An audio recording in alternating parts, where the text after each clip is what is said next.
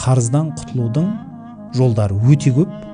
Ең қарапайым жолдарының бірі жоспарлау қаражатты. Егер сізде анық қаражатыңыз болса, дүниеңіздің бәрін есептейсіз де, түсімді көресіз. Мысалы, бір қандай да бір айлық алып жатсыз, бір жұмыс жасап жатсыз. Сол айлығыңызды дұрыс бағытта бөлу. Яғни өзіңіздің бірінші қатты қажеттіліктеріңізді реттейсіз да, артық қажеттіліктен нәрсені алып тастайсыз. Сөйтесіз де түскен қаражатты бөлесіз. Мынау қажеттілігімді жабады, мынау міндетті түрде қарызымды жабады деген сияқты бөлу.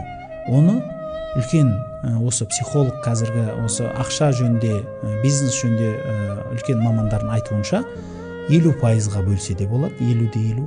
Немесе ең жақсы әдісі 3-ке бөлсе болады түскен қаражатты. Біріншісі өзіңіз ішіп жейтіні, екінші өзіңізді сәл дамытатын дүниеңіз, бір бөлігін міндетті түрде қарызға ажыратып отыру. Өйткені білесіздер, тама суда тасты теседі дейді.